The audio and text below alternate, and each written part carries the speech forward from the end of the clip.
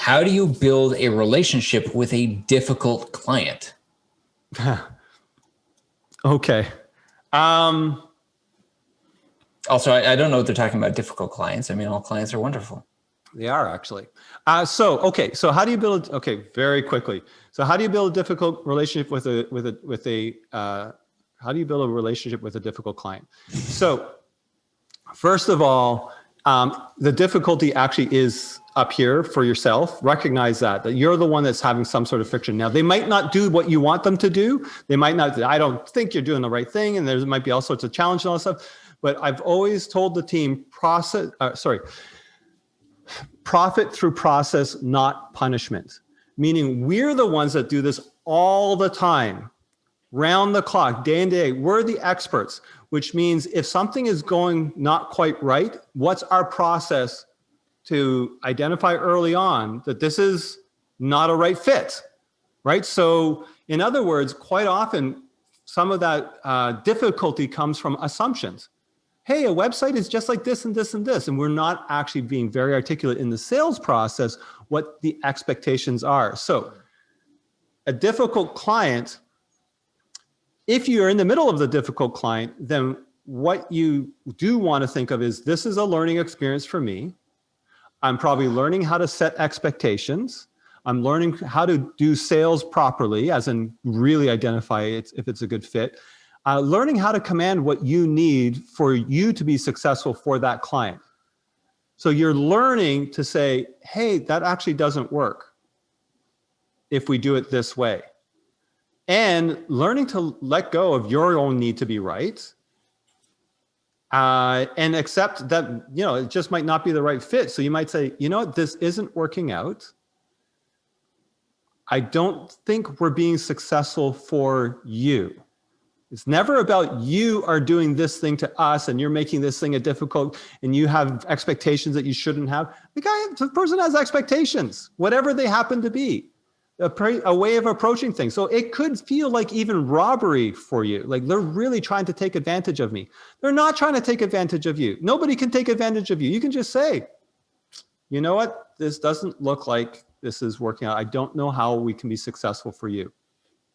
Because in order for us to be successful, this is what we need. You set your boundaries.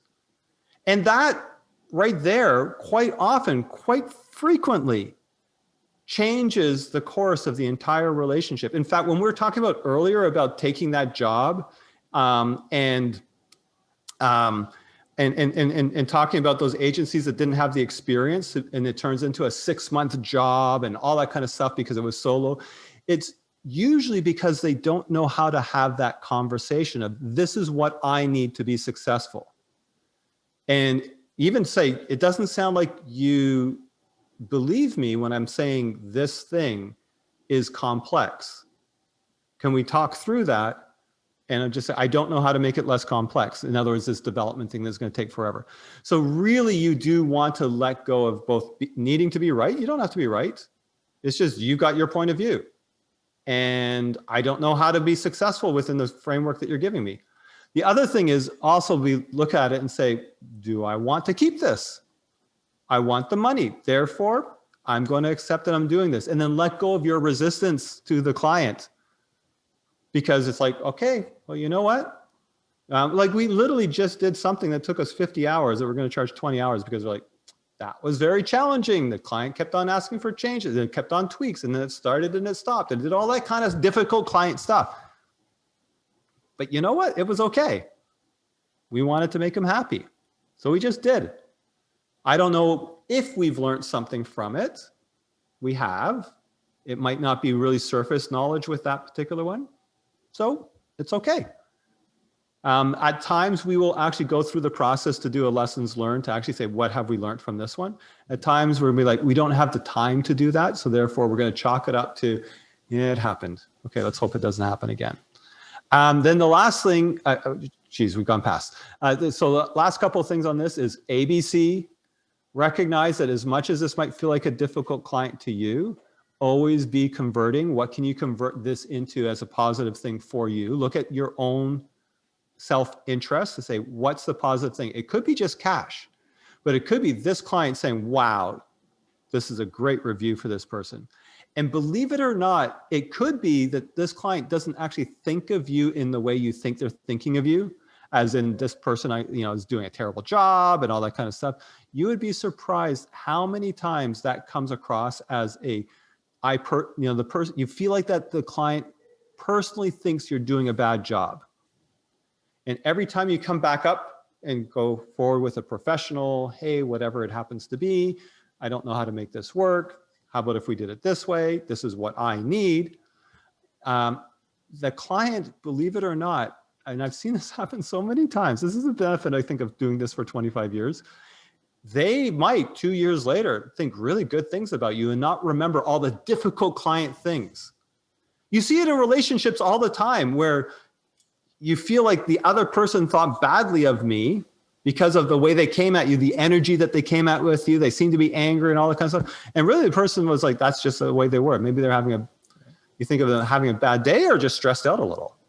Or maybe even they went with another marketing firm for a few years, and then a couple of years later, they realized, wait, this new marketing firm is actually terrible. Those Kobayashi guys actually really knew what they were doing.